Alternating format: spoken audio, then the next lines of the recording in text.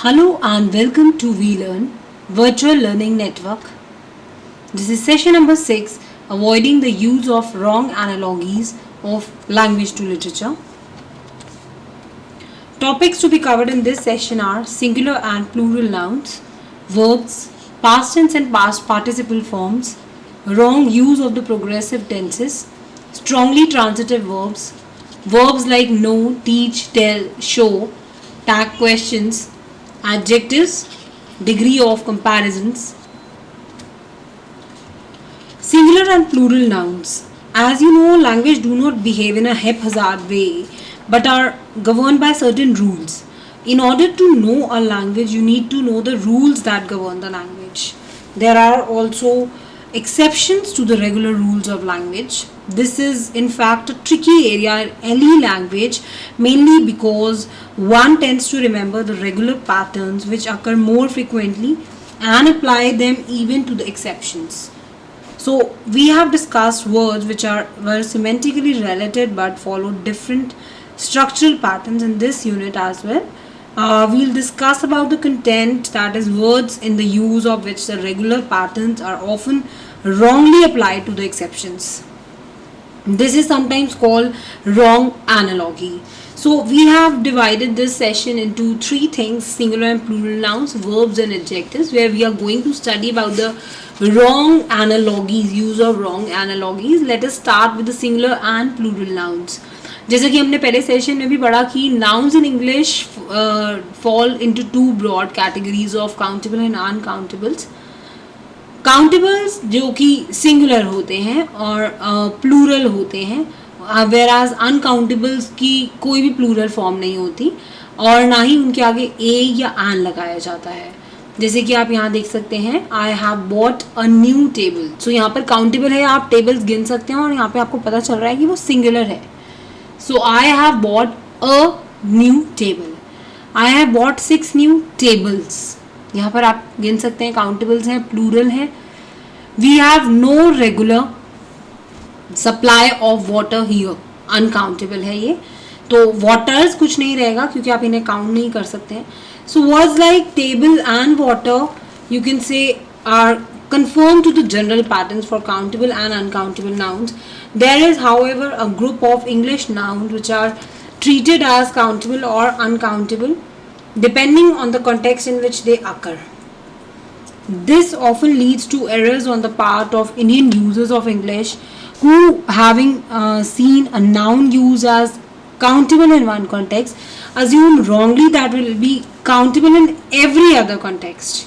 So there are also set expressions to which the rule stated above for countable and uncountables do not apply. Let us study कौन सी ऐसी जगह पर हैं जहाँ पर ये सिंगुलर और प्लूरल के जो हमने रूल्स पढ़े वो हम हर जगह पे नहीं लगा सकते हैं. जैसे कि अब्यूज आप देख सकते हैं यहाँ पर, the new minister undertook to remedy any abuses that is investigation revealed. तो अब्यूजेस का यहाँ मतलब ले सकते हैं करप्ट प्रैक्टिसेस. अब अब्यूज़ को हमने यहाँ नाउन की तरह यूज़ किया है जो कि हम करप्ट प्रैक्टिसेस के लिए यूज़ कर रहे हैं. तो आप यहाँ पर अब्यूजेस लगा सकते हैं, बट अगर हम इसे देखें, the girl shrieked abuses at the जज हु हैड सेंटेंस्ड हर, यहाँ पर ये इंडिकेट करता है इनकरेक्ट फॉर्म. इंस्टेड हमें यहाँ कहना चाहिए the girl shrieked abuse at the जज who had sentenced her. That means insulting speech singular में रहेगा, ये कभी भी हम प्लूरल में नहीं कर सकते इसे. जैसे कि एक और एग्जाम्पल लेते हैं हम, डिस्पाइट फॉल्ट वर्ड अगर हम देखें तो despite all his faults he is a lovable person. हम इसे ऐसे नहीं लिख सकते हैं, he is always finding faults with his subordinates.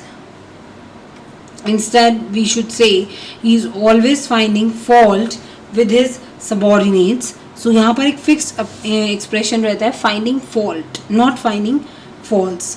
Instruction के लिए अगर आप देखें तो read the instructions before you operate the machine.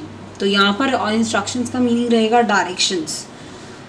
अगर हम इसे यूज करें, a few hours per week were devoted to programmed instructions. No, this is entirely wrong. हमें यहाँ पर a few hours per week were devoted to program instruction, that means teaching. अब अगर हम एग्जाम्पल ले लें टिकट का, तो आप जानते हैं we have 6 tickets for the Russian ballet tonight. यहाँ पर काउंटेबल नाउन है, प्लूरल आपके पास है 6 टिकट्स, तो आप एस का यूज़ करेंगे। Entry will be by tickets, no. Standard English में सिंगुलर फॉर्म हम यहाँ प्रेफर करते हैं, that means entry will be by the ticket. So ये छोटी छोटी बातों का आपको थोड़ा ध्यान रखना होता है, so that we can find the right word to place at the right place. Forming plural of nouns, we generally form the plural of countable singular nouns by adding the plural suffixes as in chairs, tables and es in churches and boxes. कुछ exceptions भी रहते हैं इन cases में जहाँ पे हम सिर्फ s या es लगाकर उसको plural में change नहीं करते हैं, जैसे कि man का men, foot का feet, चाइल्ड का चिल्ड्रन। ये कुछ एक्सेप्शनल केसेस रहते हैं जहाँ पर हम नॉर्मल वे में इन्हें एस या ई एस लगाकर चेंज नहीं करते हैं। Some nouns referring to names of animals do not change in the plural, example deer, sheep and usually fish have the same forms in the plural. And most of us are familiar with the general pattern given above from the formation of plurals, but we tend to apply these to the exceptions as well as, and thus making mistakes. Given below is a list of some nouns which are to be treated as exceptions, like words that have same form in both singular and plural. Example, aircraft, there were several aircraft on the runway. तो aircrafts word का use नहीं करते हैं. Words that are always singular in form but take the plural form of the verb. Example, police, like the police were immediately called. Or you can say words that occur in singular with the same meaning, जैसे कि clothes, pajamas, trousers, pants. कुछ Greek या Latin origin word भी हम ऐसे use करते हैं, जैसे कि फिनोमिनन सिंगुलर में ही रहेगा और फिनोमिना हमेशा प्लूरल में रहेगा. ऐसे ही radius and radii, criterion and criteria. तो इस तरीके से कुछ चेंजेस रहते हैं. Next topic we are going to study about verbs, जहाँ पर हम पास्ट टेंस और पास्ट पार्टिसिपल फॉर्म्स के बारे में पढ़ना चाहेंगे. यहाँ पर आप देख सकते हैं मैंने आपको इन regular forms the past and past participle forms are form by D और ED to the simple base form, that means infinitive. That is press का pressed and pressed, praised, praised and praised, slip, slipped and slipped. There are also irregular verbs in English जिनमें हम regular s या ing forms रहती हैं, जैसे कि आप देख सकते हैं talks, talking and spends, spending. But they differ from regular verbs in that we cannot predict their past tense form and or their past participle form from these base forms. We may distinguish three types of irregular verbs. Verbs in which all the three forms, base, past tense and the past participle are identical, that is hit, hit or hit. जैसे कि आपने देखा यहाँ पे हम इनको तीन basis पे रेगुलर फॉर्म्स में करते हैं डिस्टिंग्विश. एक तो जिसमें तीनों फॉर्म्स बिल्कुल सेम रहेंगी, कोई डिफरेंस नहीं रहेगा, जैसे कि बेस, पास्ट टेंस और पास्ट पार्टिसिपल. एग्जाम्पल में हिट, हिट और पुट, हिट और पुट, पुट एंड पुट, या फिर cut, cut and cut. Verbs in which two of the three forms are identical, जिसमें से एक में से दो फॉर्म सेम रहेंगी, जैसे कि spend, spent, spent, meet, met, met. और verbs जहाँ पे तीनों ही चेंज हो जाएंगे, that means speak, spoke, spoken.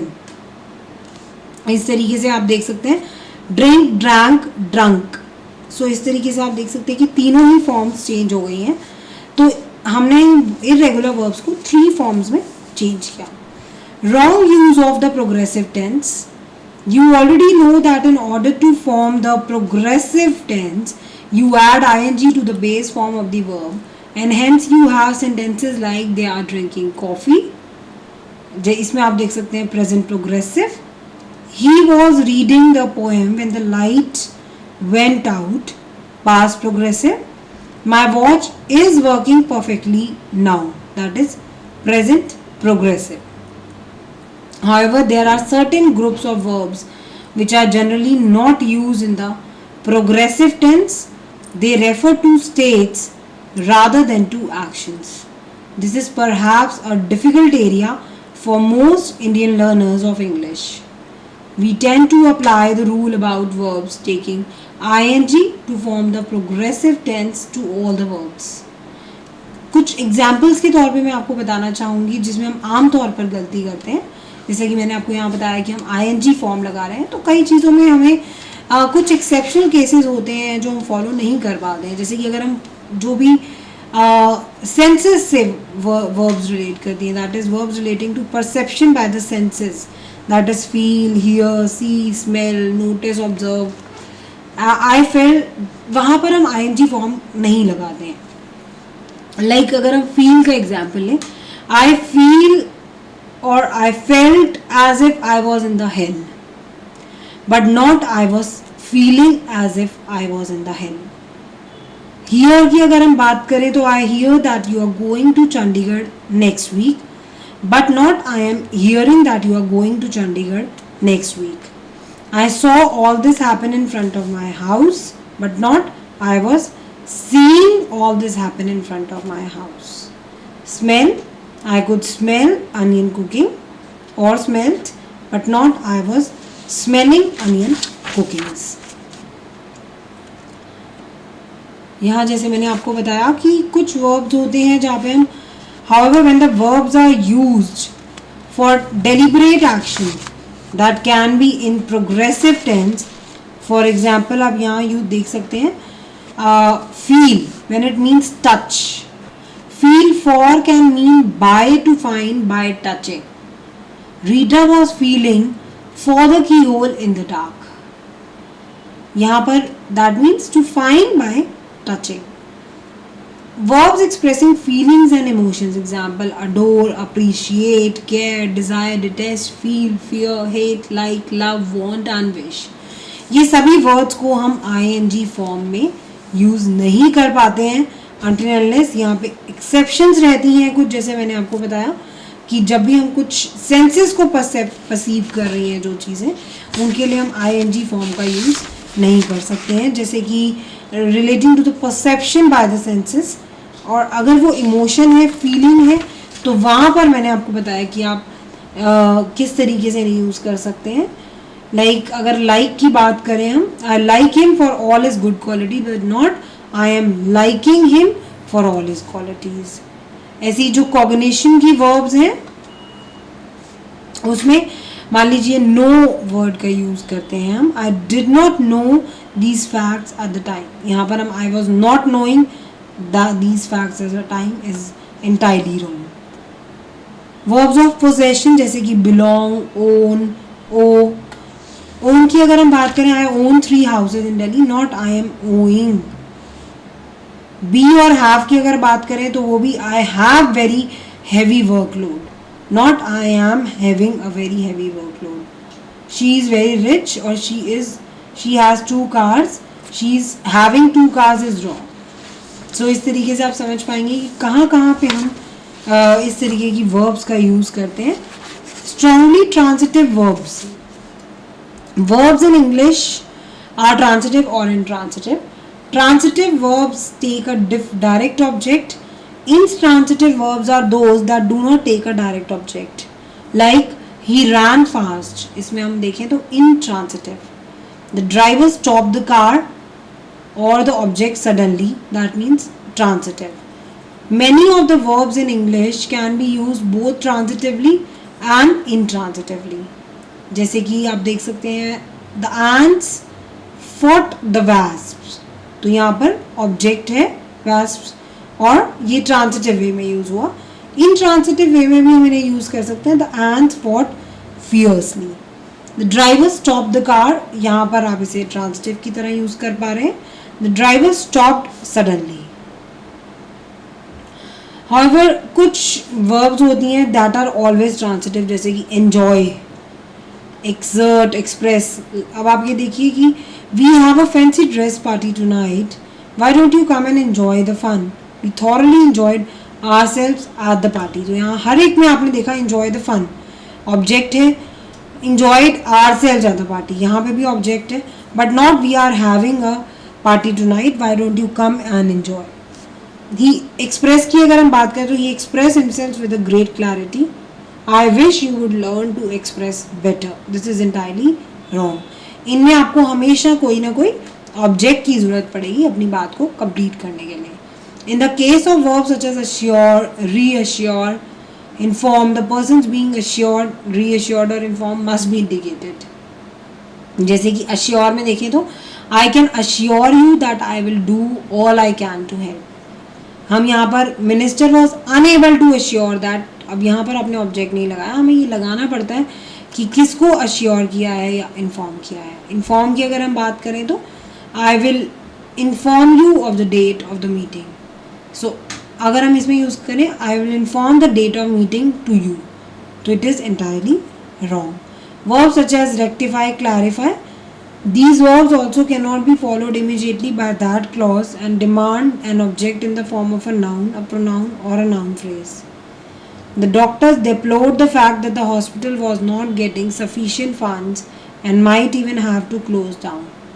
But not the doctors deplored that the hospital was not getting sufficient funds.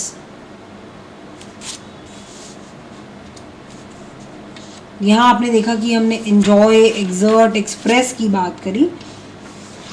In verbs को हम कैसे नाउन प्रोनाउन या नाउन फ्रेज की आपको हमेशा ज़रूरत पड़ती है. These are always transitive verbs, strongly transitive verbs. Verbs like know, teach, tell, show. अब अगर हम देखें I love swimming, I love to swim, I enjoy swimming, but not I enjoy to swim in the sea. This is entirely wrong. So we have said in the previous session also that some verbs can take both the gerund and infinitive after them. Example love, but some only the gerund. Example enjoy. There are a few group of verbs which take how plus infinitive construction in certain contexts. These are verbs like no, teach, tell, show. Because we are sometimes not clear about the behavior of these verbs, we make the mistakes of using the gerund with these words. Example, I know swimming, I know how to swim. Please teach me driving, please teach me how to drive. So this is wrong, please teach me driving. I know swimming, this is wrong, I know how to swim. Please teach me how to drive. Tag questions की अगर हम बात करें तो आप यहाँ पे examples मैंने आपको कुछ दिए हैं. Reena has gone home, hasn't she. The train has left, hasn't it. और the train hasn't left, has it. Rita is a good girl, isn't she. You went there yesterday, didn't you. Tag questions like yes, no questions or WH question involve the inversion of the auxiliary verb. जो भी auxiliary verb होगी उसका inversion हम use करेंगे as a tag and the subject. Reena has gone home, hasn't she. Subject of the declarative sentence is repeated in the tag questions and is replaced by a pronoun. जैसे कि Rita is a good girl, so isn't she. Train has left, hasn't it. If the sentence has a form of the verb be or have or an auxiliary, be हो, have हो या फिर कोई और auxiliary verb हो, it is repeated in the tag questions. If not, we use a form of the auxiliary do in the tag question. जैसे कि आपने यहाँ देखा you are coming with me, तो यहाँ पर तो auxiliary given थी aren't you. You went there yesterday, यहाँ पर auxiliary नहीं है तो आप do helping verb का यूज करेंगे. जैसे कि didn't you. Generally if the sentences is negative, the tag question is positive, and if the sentence is positive, tag question is negative. जैसे कि the train has left तो hasn't it. The train hasn't left तो has it. Indian speaker of English violate these rules and tend to use isn't it in all cases. So that is wrong. Now the degrees of adjectives, degrees of comparison. यहाँ पे भी हम थोड़ी गलतियाँ करते हैं adjectives use करते time. कई एरियाज रहते हैं we need to be more careful. One such area concerns degree of comparison. यहाँ पे आप देख सकते हैं 3 degrees of comparison. Tall taller tallest, thin thinner thinnest, pretty prettier prettiest. कई जगह पे आप मोर एंड मोस्ट का यूज़ करते हैं. Useful, more useful, most useful, good, better, best. कई होती हैं जो बिल्कुल डिफरेंट फॉर्म्स देती हैं. Adjective which have one syllable form their comparative and superlative formed by adding er और est, जैसे कि cool, cooler, coolest. Adjectives with 3 or more syllables form their comparatives and superlative form by putting more and most before the positive form, जैसे कि interesting, more interesting, most interesting. Adjectives with 2 syllables follow one or the other of the pattern given above. Words ending in ful or re take more and most, जैसे कि doubtful, more doubtful, most doubtful. Obscure, more obscure, most obscure. Those ending in er and y usually add er and est. Clever, cleverer, cleverest. Pretty, prettier, prettiest. Holy, holier, holiest. Some of the irregular forms are good, better, best, bad, worse, worst, little, less, least, old, older, oldest, या फिर old, elder, eldest. So mostly हम it is cooler today, isn't it, इसको हम ऐसे use नहीं कर सकते. It is more cooler today, that is wrong. He is better at English, अगर इसको हम यूज़ करते हैं he is more better, this is wrong. Horse is more useful than a car, अगर हम इसको यूज़ करते हैं हॉर्स इज़ यूजफुलर, तो that is wrong. I think the ideal solution will be to call in a specialist, but not, I think a more ideal solution will be call in a specialist. Now complete the sentences for you. Read yourself. The coat is too small, I need a dash size. He is a good tabla player, but Allah Rakha is much dash. Write down the tag questions for the sentences given below. आपको इन्हें complete करना है. Tag questions लगा के आप ऊपर वाले sentences को कंप्लीट कर सकते हैं कोई एक वर्ड लगाकर that you think is the best word for it.